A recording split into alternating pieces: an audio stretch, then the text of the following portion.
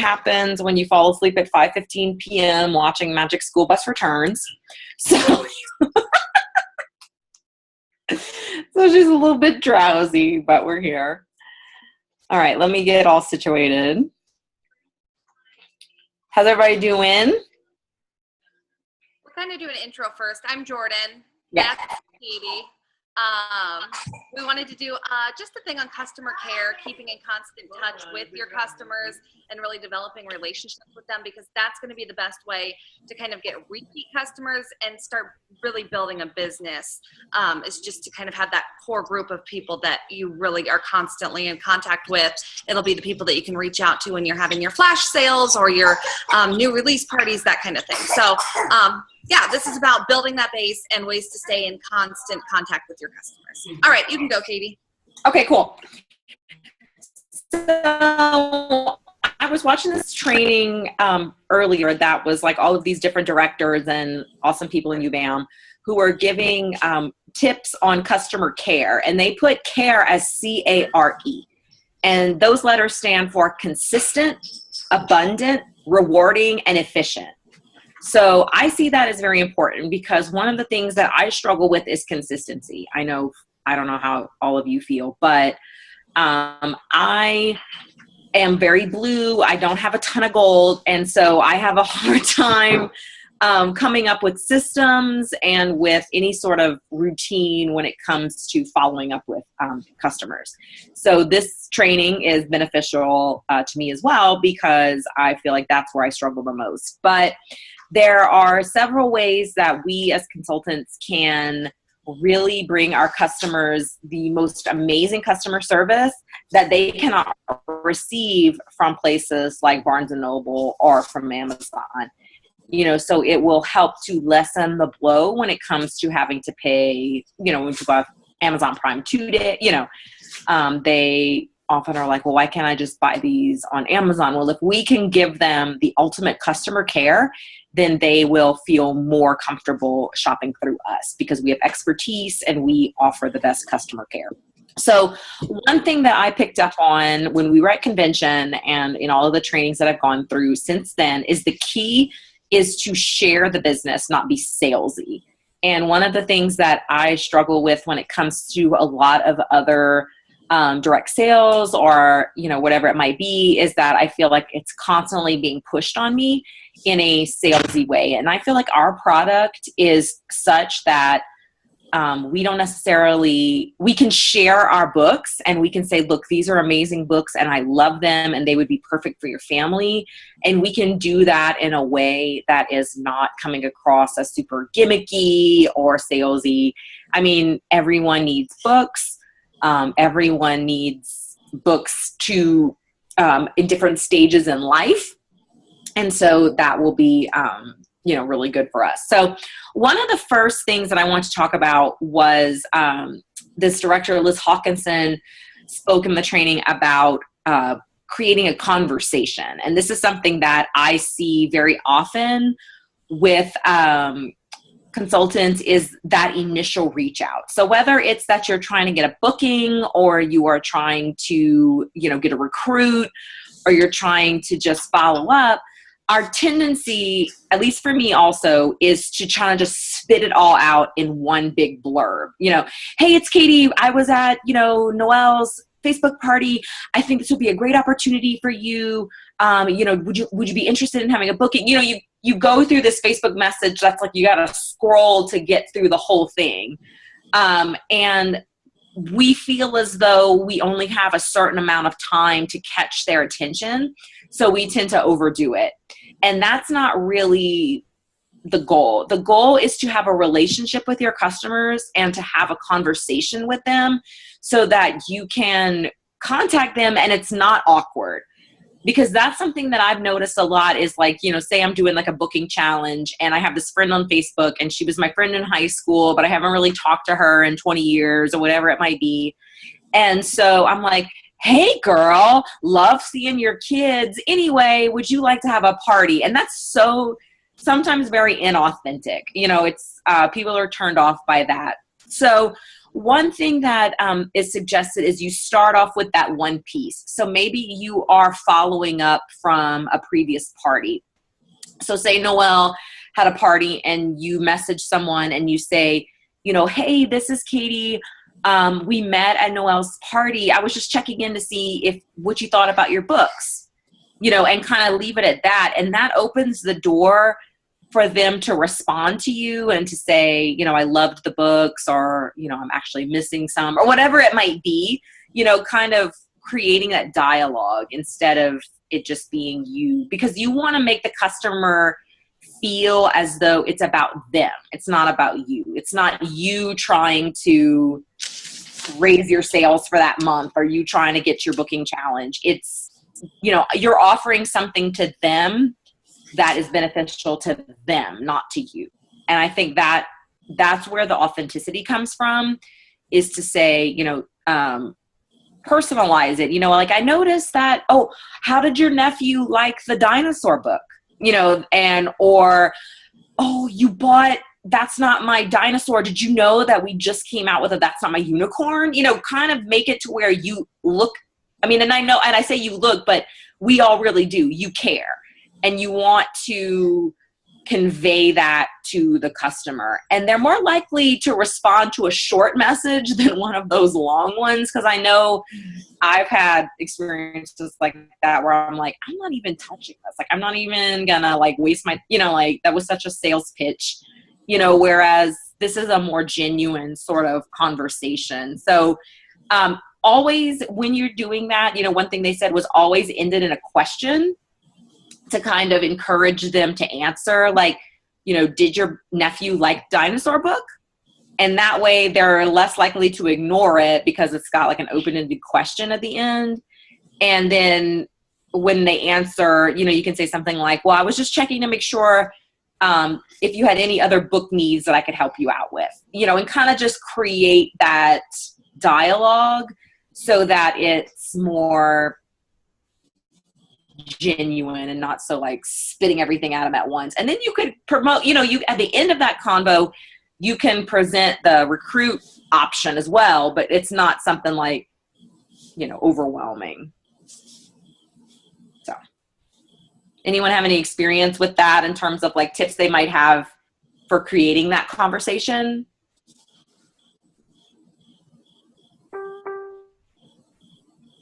Well, that's cool. Yeah. So that's something that I try to do as well, because I always feel kind of put upon whenever someone else does that to me. So I want to try to, and I think the key with that is from the beginning, from the day after the party, to create that so that it is more fluid and it's not so jarring. You're like, who is this person? I haven't heard from you. I don't even know who you are, or I haven't heard from you in 10 years. And now you want something from me. It's make it to where it's more conversational. Right? Cool. The other thing so that would be more along the lines of starting off on the right foot and kind of coming up with that. Another thing that we can do as consultants that is, maybe more comfortable for some people, because I know that reaching out often is a difficult thing to do, because it does feel, especially for me, like I said, I'm very blue, and I don't want someone to feel pressured, and I don't want to, feel like, that I'm trying to sell them on something. I really am genuine. And I feel like these would be great for their kids. I keep up with them on Facebook, and Miranda I don't know if you saw in the chat, but on that, Miranda just commented that Leah recently talked about commenting more on stuff on Facebook. And that means you want to, you might have this friend that's sort of out in the ether, and you kind of, you follow them, but you don't really comment on their pictures, and that's authentic, because if you wouldn't be friends with them on Facebook unless you had a vested interest in them. Some people, I'm not going to use the word that a friend of mine was, but you're a friend collector. You accept everyone that sends you a friend request. But most of the time, most of the people that we accept as friends are people that we are interested in their lives. And so comment on their pictures, comment on their statuses. And that way it won't be sort of like a random thing whenever they comment. Jordan, can you comment on, I got to bring her to the bathroom. Hang on just a second. Emergencies. Okay, so as she's saying, seeing on Facebook, people will post, if they post like a picture of a kid, hop on and be like, I love that picture. So cute. Just continue the relationship outside of the messages, because if you are commenting, it will just increase the amount of times that you're having that one-on-one, or it's kind of a one-on-one when you're commenting on their pictures, on their posts, that kind of thing. I don't know if she wanted me to do this now, but I was going to talk about more my customer follow-up of what I do after the party to stay in touch with customers. I attended Melody Stroud's workshop at convention, and it kind of had made me stop and think. And I realized I wasn't doing enough after the party. I was at the party. I was working really hard to get the sales. And then once the party was over, I let all those customers just go. So I really, once convention ended in June this year, I made a concerted effort. I decided I'm going to change this around. I'm going to turn this around. I want people coming to my VIP page.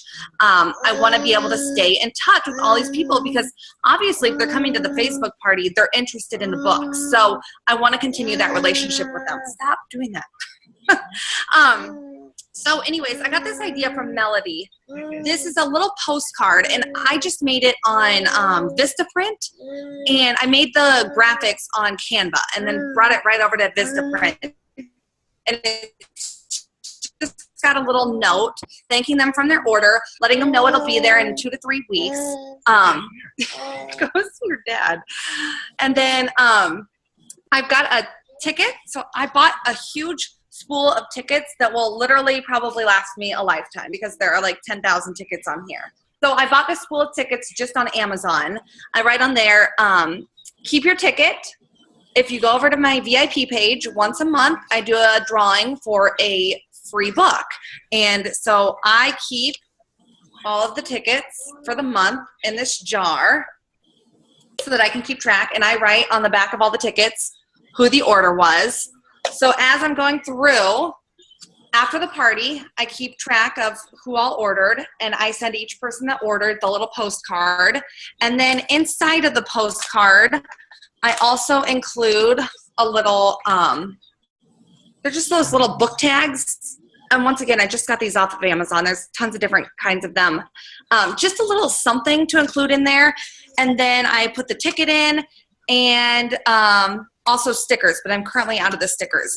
And I keep it all in just a little basket, because I knew, so Katie's super blue, I'm super gold, and I need systems. And I know that if I don't have the systems, I won't follow through with it. So I needed a way to make it really easy for myself. It's all right in here. When I want to go after a party and send these out, I grab my basket. I've got all my postcards right in here with the envelope, so they're all right there handy. My bookmarks are in there. I even have my return address labels are in here, which I actually just got a new stamp too. So I now have a stamp for my return address labels, so I don't even have to print those off.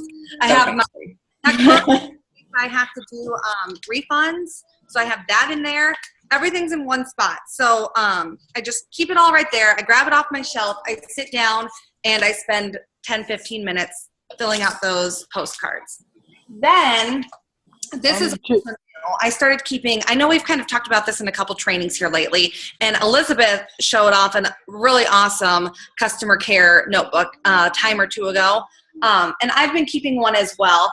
I have big plans for it and haven't gotten completely detailed with it yet. We're in the middle of I wish you guys could see my house right now, because it looks like a tornado came through. We are moving. So I literally am sitting on the floor. I've got a bed and a kitchen table in my house right now. The fact that you have access to those documents is not, It's a bit chaos here in my house. But I keep track of all the customers that come to the party, is it backwards? I can't tell. All the customers that come to the party, I have a section where I keep track of their comments in the party so that it's easier. So when I'm going back through to decide a book winner, I can just tally them up right there. I keep track of the books that they bought, the price that they bought them for, and then also the shipping amount that I owe. I always do free shipping if you place a $100 order the night of the party. So then I keep track of the shipping that I owe, the shipping that I've paid, and then I've got a column whether I've sent the thank you. So that's my little postcard. So once I send that out, I do a little check in that column. I have a column for the follow-up. So I mark down the date that I followed up with them. And then I also have a little column of my winner of the free book drawing. So I put on there who my winner was, and then I write down when I sent them their free book. And then I also keep track of the people who expressed interest in the business. I've got, like, this party had 4 people that asked about joining in the party. So I made sure to jot that down. Like, anyone that commented on the asked me about my business post, I wrote their names down. I also do a survey at the end of parties. So anyone who said in that survey that they might be interested in coming to a peek inside, I jotted them down. And then I also kept track of who wanted to host. So, like, Christy, her party's tomorrow night. So she is hosting one tomorrow night. So I keep track of all that on there. At the bottom of the page, I have how many free books they earned, how many half-price books they earned, the total sales, and then I have a little column so that when I've closed the party, I do a little check mark in there, and I know that this is done. So I have a different tab for each month. So, like, this was August, this was September, so now I'll be moving over to October. My big plan is to keep them all separate for each month, and then at the end of the year, move them towards the back, and I'll have all of the parties from the whole year in there. But it just allows me to be able to flip back and see who I followed up with. I just did, like, a party for our sale that we had the other day. So I went and just sent them a message letting them know there was going to be a big sale, seeing if they wanted invited to the party. And honestly, most of the people say yes. So it's a great way to stay in touch with people. For a long time, I had no system, and it was driving me absolutely bonkers. So I had to come up with something.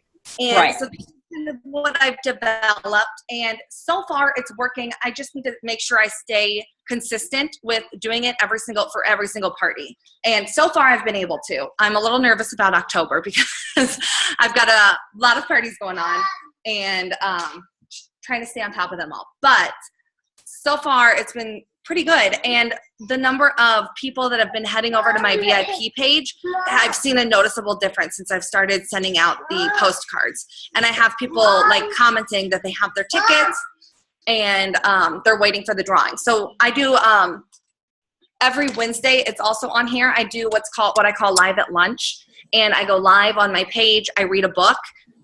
With our copyright rules, you cannot read an entire book. You cannot read it and record it, I guess I should say. You can read an entire Kane Miller book and then, like, delete the post.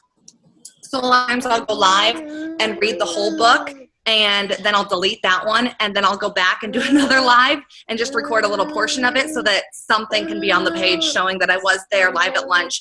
And then once a month, the very first Wednesday of every month, so I'll be doing it this Wednesday, I do the drawing for the free book giveaway.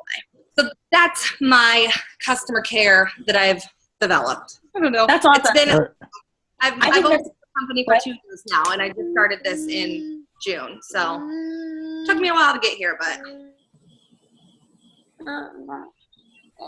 Yeah, I feel like that's where I lack is in follow-up. I feel like Jordan said, like, once the party's over, I tend to, like, kind of forget. And I even have a hard time. I really need to come up with some sort of system, because I even have a hard time following up with, like, the free book giveaway. You know, like, I'm like, oh, did I send that book? Like, I'm not, you know, it's terrible. But it's like sometimes I lose track of, like, what I have done and what I haven't done. And I think that having some sort of binder some sort of file system, creating that conversation. It's creating that relationship that is going to make your customer more likely to come back. And one thing that, Jordan mentioned that Melody gave that training at convention, and she also mentions that like the day after a party, what she'll do is she, during her office hours, so if you have an office hours, say 8 to 9 or 8 to 10, whatever it might be, she takes all of those emails that came through from the night before, and she immediately sends an email to thank someone for their order. So that's like the first point of contact. She'll send an email saying, you might, I just want to thank you. Or maybe she sends like a video, like she has like a pre-done video of a thank you and sends that through an email, because she does do the postcard thing. But she's mentioned that it takes like sometimes like 2-3 days to get to you. So like she wants that immediate thank you, and then create some sort of folder system, whether it's like Jordan was saying, like printing out the order forms and keeping them in a binder. And then that way you can sort of say like, okay, these were all my parties from January. Well, in 2 months, I'm going to follow up with these people. I don't understand how someone can keep track of that, but that made more sense. It's like, I'm going to print out all the orders and I'm going to put them in my January tab.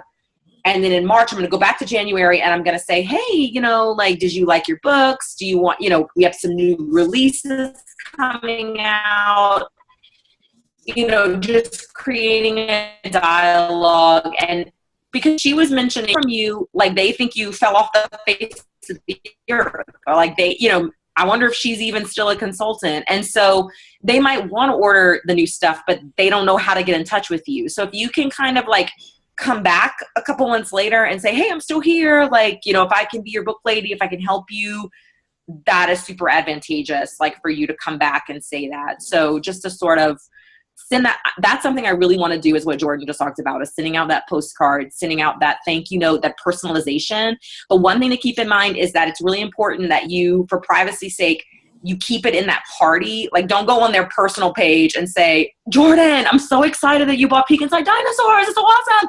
Because that is like a weird. And also, they might be buying stuff for the hostess, so say, love the books you picked. They're going to be so excited, or something. Like, don't give it away, because I know Jessica had mentioned before sending emails and it being like, oh, well, wait, hang on, that was supposed to be a surprise, so that's something to keep in mind. But another quickly, thing go ahead, Jordan.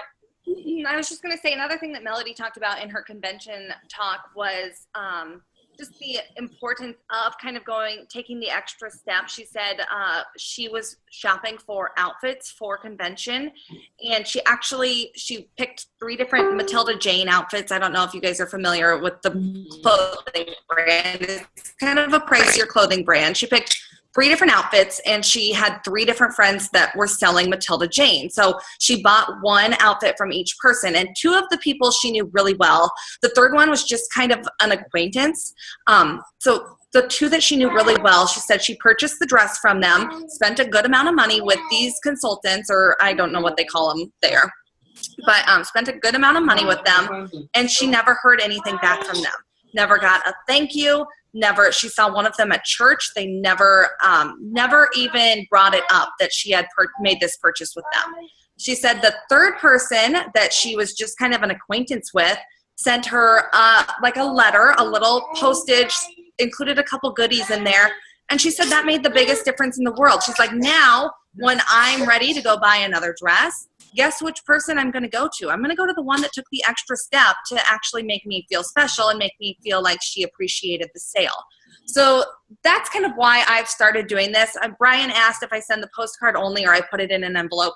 I actually put it in an envelope. It was I don't remember what thing I did on Bizly, but it was like $40 or something. And I'm not kidding you. I've been doing this for a while now, and I still have a stack that big of postcards. So it was $40, and I've got them to last for a long time. The only reason I don't do them as a postcard, I put on the back a little coloring sheet so that hopefully maybe they'll hold on to it.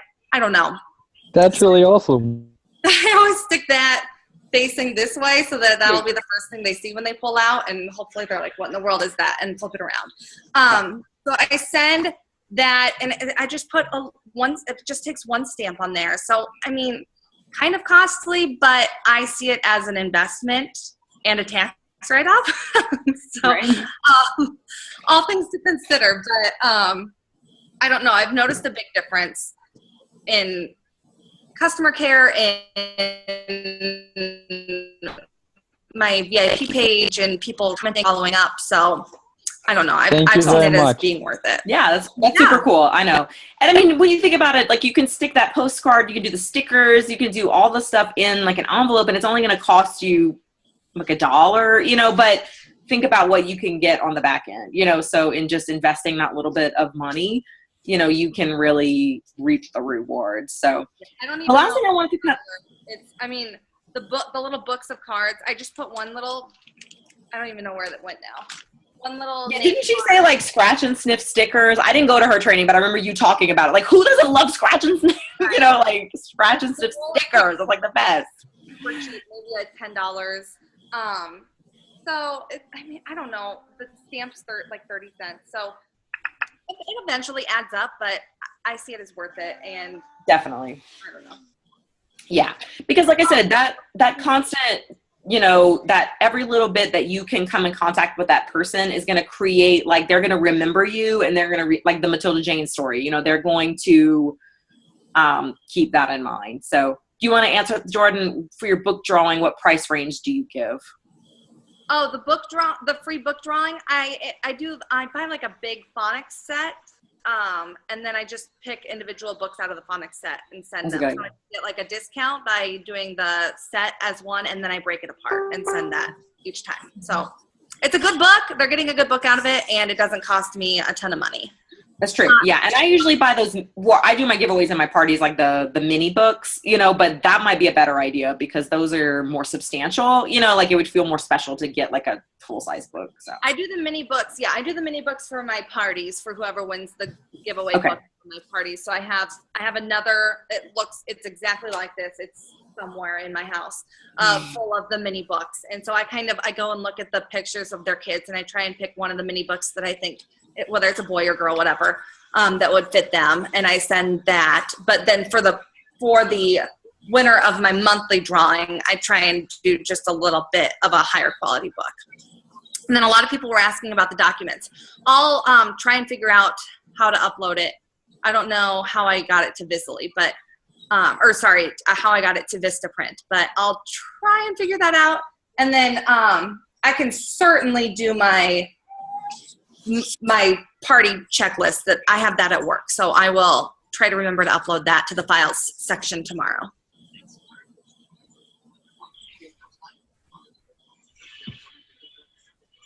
Where'd Katie go? There she is. I was like, wait a second, she disappeared. Sorry, yeah. Okay, sorry.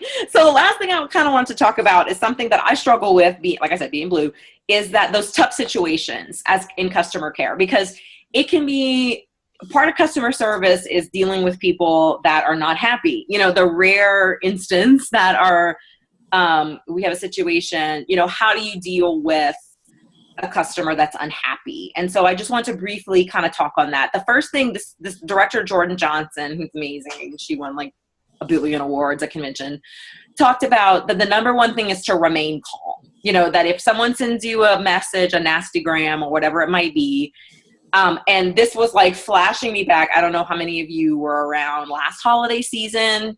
There were some struggles in the shipping department last holiday season. And we tended to get a lot of messages from customers like, you know, what the heck? Like, I ordered these books. Why is it 4 weeks later and I still don't have my books? And just to kind of just remain calm. And one of the things that she talked about that I struggle with a lot is not to project, okay? That, of course, when you get a message from someone, you picture them as being like, I can't believe it. Where's my books? I'm so mad, you know? And maybe they might just be like, hey, I'm so excited. Like, when are my books coming in? You know? And so not to just assume that the person is mad, you know, to assume that they're like, do you have any idea, like, when my books are going to get here? Because, like, you know, to kind of just chill and send them a message and say, hey, I'll send you a link as soon as it becomes available or whatever it might be, just to not kind of freak out, you know, which I had a couple of those instances last year where I was like, they're so mad at me. They're so angry. And it ended up not being that big of a deal. They were like, girl, don't worry about it. Like, it's fine. And, when it comes, it comes. If it's not here for Christmas, I'll give it to him for birthday, but in my mind, I tried, but I am, not like, these books have brought me out of a comfort zone that like I didn't know, existed, because old me would have crumbled under that kind of like critique. But new me, UBAM me is like more fluid. So that was cool. So the other thing is just to not throw anyone under the bus. That is something that, it's very unprofessional to say, well, the warehouse, they're so screwed up, or whatever it might be. Don't just say, I will take care of it. Send me your information. I will, talk to whoever it is. I will take care of this for you. Not to try to put the blame on someone else to make yourself look good. That's just unprofessional. We are all in this together, and we are all working for the greater good. And so just to, say, I will take care of it. Don't worry. Send me all your stuff. And then if you do have someone who's just ticked, that is not going to care about anything you say. I mean, there are those people out there who are going to put you on blast on their personal Facebook page or whatever it might be, because you didn't deliver what you said, even though you tried. Just to deal with that aftermath in the best way possible, whether that is just to apologize, that goes a long way, just to say, I'm sorry that you had a bad experience as your first experience with Usborne. I would love to do anything in my power to make it up to you. Like, if you, even say like, the next time you shop, use my consultant discount, I'm going to give you 25% off your next order. Anything you can do to sort of make them feel like you are listening to them. Just a second, you are listening to them and you care, right? Goes a long way, because some people just want to be acknowledged that they're mad and that they've been wrong, what they feel they have been wronged. Even though this is, we talked about this last year. It's like Amazon has shipping problems, themselves, all of these LuLaRoe, whatever it might be, these other companies, it's not smooth sailing all the time, so just to acknowledge that, empathize with them and say, look, I will do what I can do to help you. There's tons of ways. And sometimes they don't want anything in return. I've done that before, where like my knee-jerk reaction is be like, okay, I'll pay for your shipping. I'll do whatever. And they're like, oh, that's nice. Like, I really wasn't expecting anything. I just wanted to tell you that this was, the situation.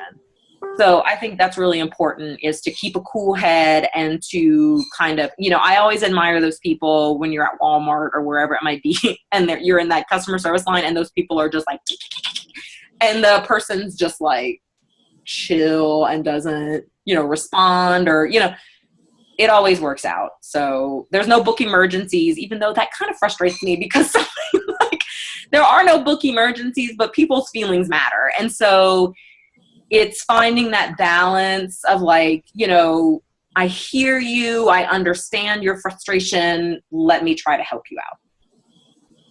I know no one else has had any kind of issues, but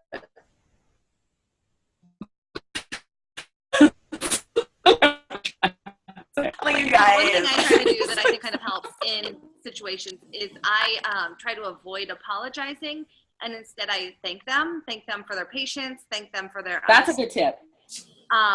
So for instance, last week, the night of the sale, I had a big sale planned for my VIP page, and then the website kind of crashed Thursday night because of the high volume of people and then the following problems that happened. So people were kind of frustrated. They're like, we can't get on the website. I never apologized to anyone. I said, thank you for your patience. Our tech team is aware. They are working on it. Thank you for understanding. And honestly, it's fine. People don't get upset over they're books. They're excellent. Yeah. And no one's, whoops.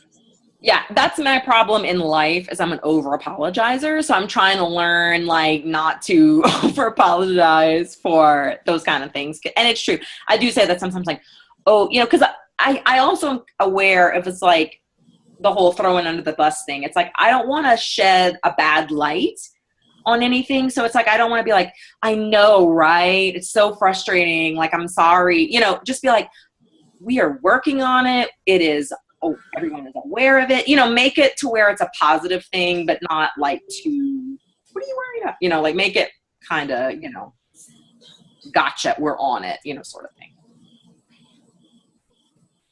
So, anyone have any questions? Yeah, does anyone have any questions? That's about all. Or suggestions, things that you might do that you have seen success in? Does anybody call anyone? Because that was another thing. People were like giving tips on how to like make phone calls. Like I have phone phobia. Like I don't like calling people. No, I think so. I see where it would be advantageous, you know, to kind of make that personal connection. But I think in nowadays it's more text, email, Facebook, you know, as opposed to calling. If I don't recognize the phone, I'm like, oh wait, Brandy has had great success with texting. Where you at, Brandy? You there? I've done that before. Like I've had booths and I'll put, you know, on my question, you know, my giveaway sheet, I'll put phone number or email and I'll let them kind of decide what they want to give me. And if they give me phone number, I'll always text them. You know, I'll say, hey, this is Katie. I just, you know, I met you at the booth. You know, let me know if, you know, you were interested in this. I'll be happy to help you, you know, and see what they say.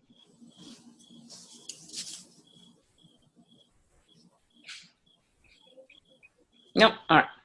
Cool.